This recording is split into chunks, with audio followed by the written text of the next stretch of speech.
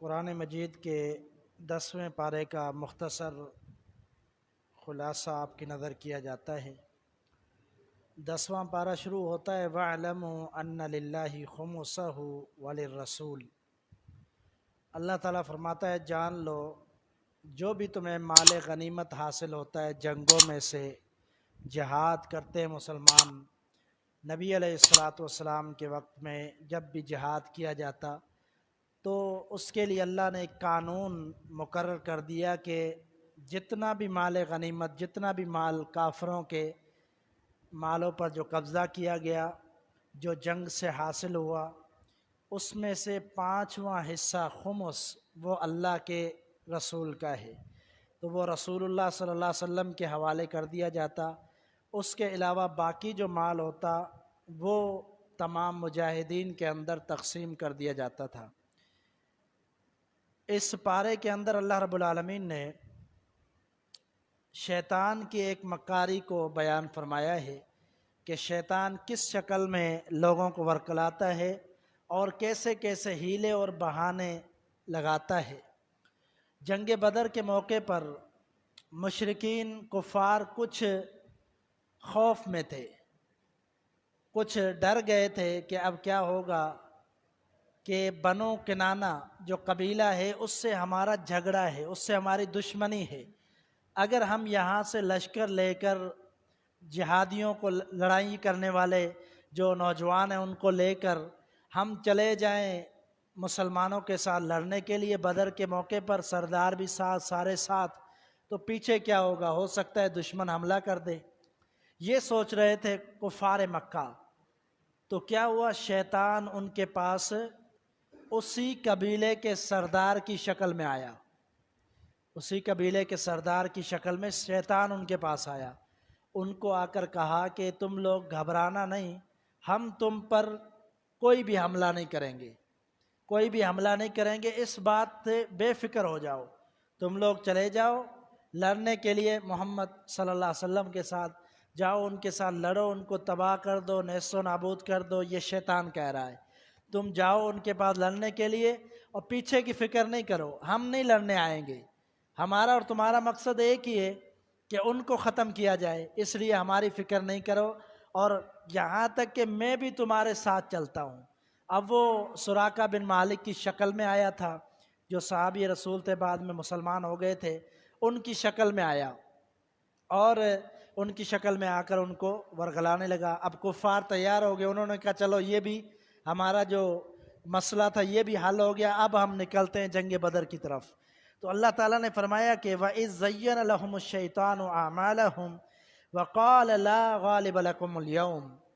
کہا کہ شیطان نے بڑے مزین کر کے باتیں ان کے سامنے پیش کی اور کہا آج کے دن تمہاری اتنی فوج ہے کہ تم پر کوئی باری نہیں آئے گا، تم پر کوئی غالب نہیں آئے گا، فکر نہیں کرو، بس نکلو۔ اب وہاں پہنچے،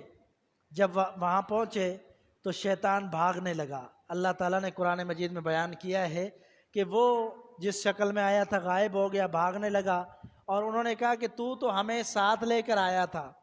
اب تو کہاں جانے لگا ہے؟ اس نے کہا کہ میں ایسا لشکر دیکھ رہا ہوں جو تم نہیں دیکھ رہے، یعنی اللہ کی طرف سے مدد آ گئی ہے، فرشتے اتر رہے ہیں آسمان سے، ان کا مقابلہ میں نہیں کر سکتا۔ تو یہ شیطان کی چال بازیاں ہیں، کبھی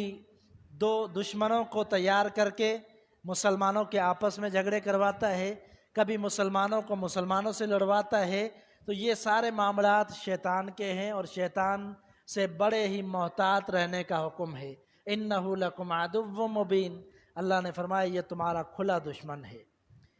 پھر اس پارے کے اندر سورۃ توبہ کا تذکرہ ہے، سورۃ توبہ شروع ہو رہی ہے، اللہ تعالیٰ نے فرمایا براءۃ من اللہ ورسولہ الی الذین عاہدتم من المشرکین فسیحوا فی الارض اربعۃ اشہر، فرمایا کہ اللہ اور اس کا رسول بری ہو گئے مشرکین کے ان وعدوں سے، ان عہدوں سے جو ان سے وعدے کیے گئے تھے کہ یہ ہمارے آپس میں معاہدے ہیں، اللہ نے حکم دے دیا کہ آج کے بعد رسول بری ہے، ان کے عہدوں سے کوئی بھی عہد باقی نہیں رہا، اب سارے وعدے ختم ہو گئے، اب کوئی بھی معاہدہ نہیں رہا۔ یہ فتح مکہ کے موقع پر اعلان ہوا کہ کوئی بھی معاہدہ نہیں رہا، اب اللہ تعالیٰ کا حکم ہے فصیحوا فی الارض اربعۃ اشہر، اب تمہیں اس جزیرہ عرب میں مشرکین کو 4 مہینوں کی مہلت ہے، یا تو مسلمان ہو جاؤ یا تو مکے کو چھوڑ کر چلے جاؤ، یہاں پر تمہارے رہنے کے لیے کوئی جگہ نہیں ہے۔ اگر مسلمان نہیں ہوتے تو پھر تمہارے ساتھ جہاد کیا جائے گا، 4 مہینوں کی تمہیں مہلت ہے، جو بھی تمہارا سرمایہ ہے، جو بھی مال ہے، جو لینا چاہتے ہو لے جاؤ اور یہاں سے نکل جاؤ۔ یہ اللہ تعالیٰ نے حکم نازل فرمایا کہ مشرکین کے لیے حرم کے اندر کوئی جگہ نہیں ہے، جو اللہ کے ساتھ شرک کرنے والے ہیں، تو یہ واضح طور پر ان کے لیے اعلان تھا۔ اور پھر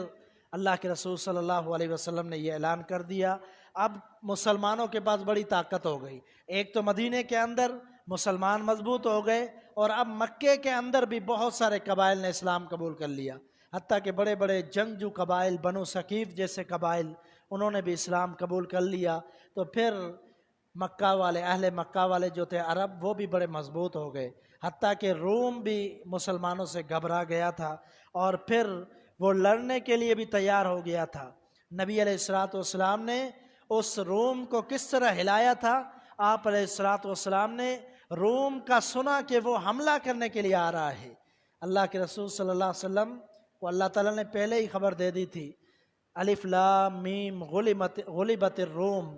فرمایا کہ غالب آنے و مغلوب ہونے والا ہے روم۔ روم اس وقت بڑی طاقت تھی، اللہ نے فرمایا یہ بھی غالب آئے گا، یہ بھی مغلوب ہوگا، مسلمان اس پر غالب آئیں گے، یہ بھی اللہ نے خوشخبری سنا دی تھی۔ لیکن ان کو بڑی اکڑ تھی، بڑا تکبر تھا، انہوں نے کہا کہ اب ہمیں ہی کچھ کرنا پڑے گا، انہوں نے تیاری کی، لیکن محمد رسول اللہ صلی اللہ علیہ وسلم نے ان سے پہلے 30,000 کا لشکر تیار کروایا۔ 30,000 کا لشکر تیار ہوا، جس کو جنگ تبوک کہا جاتا ہے۔ یہ جنگ نہیں لڑی گئی تھی، جنگ تبوک تو کہا جاتا ہے لیکن جنگ نہیں ہوئی تھی، مسلمان تیار ہو گئے تھے، اور 30,000 کا لشکر تبوک کے مقام پر جا کر رک گئے تھے، وہاں ڈیرا ڈال لیا تھا، حملے کے لیے تیاری ہو رہی تھی، لیکن وہ ڈر گئے روم والے اور شکست خوردہ ہو گئے۔ انہوں نے وہاں سے ہی پیغام بھیج دیا کہ ہم تم سے لڑنا نہیں چاہتے، کیونکہ ان کو پتہ چل گیا جہاں تک مسلمان آ گئے ہیں یقیناً ان کے اندر کوئی دم ہے، کوئی طاقت ہے، کوئی قوت ہے، جس کی وجہ سے یہاں تک پہنچ گئے ہیں، اب ہمارے قریب ہے، ہمارے حدود میں ہیں،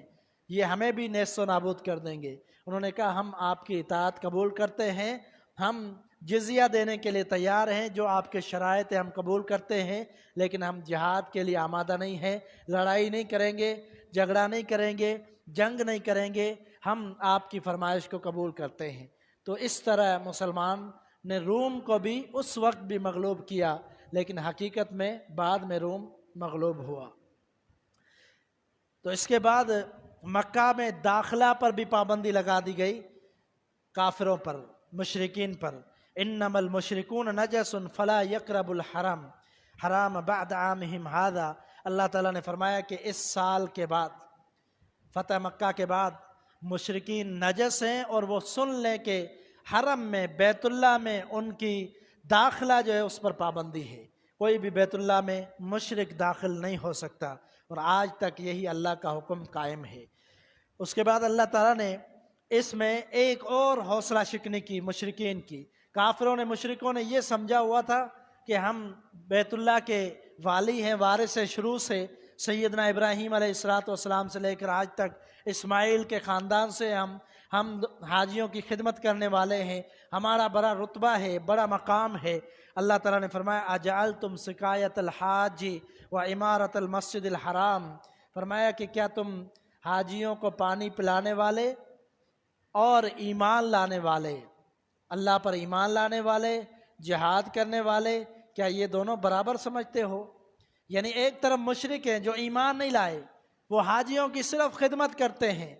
ان کے لیے آسانیاں کرتے ہیں، خدمت کرتے ہیں، اور اس پر گھمنڈ کرتے ہیں، تکبر کرتے ہیں کہ ہمارے پاس بہت بڑا عہدہ ہے۔ دوسری طرف وہ لوگ ہیں جو اللہ پر ایمان لاتے ہیں، جہاد کرتے ہیں، کیا یہ برابر ہو سکتے ہیں؟ اللہ نے فرمایا لا یستوون عند اللہ، اللہ کے ہاں کبھی بھی برابر نہیں ہو سکتے، کتنے بھی یہ عمل کر لیں ان کے عمل کا کوئی فائدہ نہیں ہے، کوئی مقابلہ نہیں ان کے ساتھ جو ایمان لانے والے ہیں۔ تو ایمان والوں کا اور مشرکین کا کوئی موازنہ نہیں ہے، ان کی برابری نہیں ہے، کیونکہ ایمان والوں کے عمل کا فائدہ ہے، ان کے عمل کا کوئی فائدہ نہیں ہے۔ اور اس کے بعد آخری بات اللہ تعالیٰ نے فرمایا یا ایھا الذین آمنوا ان کثیرا من الاحبار والرہبان لیأکلون اموال الناس بالباطل، فرمایا کہ اے ایمان والو یاد رکھنا، غور کرنا، بہت سارے عالم جو علماء ہیں، رہبان کہتے ہیں عیسائیوں کے عالموں کو، احبار کہتے ہیں عیسائیوں کے عالموں کو، والرہبان اور درویش بزرگ، اپنے آپ کو بزرگ سمجھنے والے، صوفی کہنے والے، لا یأکلون اموال الناس بالباطل، فرمایا کہ یہ لوگوں کا مال کھاتے ہیں باطل طریقے کے ساتھ، باطل طریقے سے، یعنی لوگوں کا مال کھانے کی انہوں نے عادت بنائی ہوئی ہے، ان کے پاس ڈھونگ ہے، طریقہ ہے جس سے یہ لوگوں کا مال کھاتے ہیں۔ آج بھی ایسے لوگ موجود ہیں، ایسے آپ کو لوگ ملیں گے جو غلط قرآن کی تفسیر کریں گے، نبی علیہ الصلوۃ والسلام کے فرامین کو غلط بیان کر کے، اور قرآن کو گا کر سنائیں گے، حدیث کو گا کر سنائیں گے، اور اس کے ذریعے لوگوں کا مال بٹوریں گے، پیسے لوگوں سے نکالنے کی کوشش کریں گے، بیان کریں گے، تب بھی بڑی بڑی ڈیمانڈ ہوگی پیسوں کی، اور جب تقاریر کریں گے تو پیسوں کے بغیر کوئی ان کی تقریر نہیں ہوگی، اگر کچھ دیا جائے تو بیان کریں، نہیں دیا جائے تو نہیں بیان کریں۔ یہ اس طرح کے لوگ موجود ہیں، اور بہت سارے پیر و فقیر بنے ہوئے ہیں، اپنے آپ کو پہنچا ہوا سمجھتے ہیں، اور پھر لوگوں سے مال لے کر تعویذات بھی دیتے ہیں، غلط طریقے سے لوگوں کا مال لیتے ہیں، اور شرک بھی پھیلاتے ہیں۔ تو ایسے لوگ آج بھی موجود ہیں۔ یہ آیت وہاں بھی اطلاق ہوتا ہے اور یہاں بھی اطلاق ہوتا ہے، اس لیے ہر قدم دیکھ کر، سوچ کر، پڑھ کر، سمجھ کر، مطالعہ کر کے اٹھائیں کہ کس کے پاس ہم جا رہے ہیں، کس سے علم حاصل کر رہے ہیں، اور کس کی طرف اپنے مال کو، اپنے پیسے کو پھینک رہے ہیں۔ جو حلال کا پیسہ ہے خود ہم اس کو حرام کاموں میں استعمال کر رہے ہیں، تو اس سے اللہ تعالیٰ سوال کرے گا، پوچھے گا۔ تو اسی لیے اس پارے کے اندر بہت سارے مسائل ہیں جس طرح دیگر پاروں کے اندر ہے، لیکن ہم کچھ مختصر آپ کے سامنے اہم مسائل کو رکھتے ہیں تاکہ کچھ نہ کچھ ہمیں علم حاصل ہو، اور اہم جو دین کے مسائل ہیں ان کے بارے میں کچھ نہ کچھ ہمیں رہنمائی حاصل ہو۔ اللہ تعالیٰ سے دعا ہے کہ عمل کی توفیق عطا فرمائے۔ وما توفیق الا باللہ علیہ توکلت و الیہ انیب۔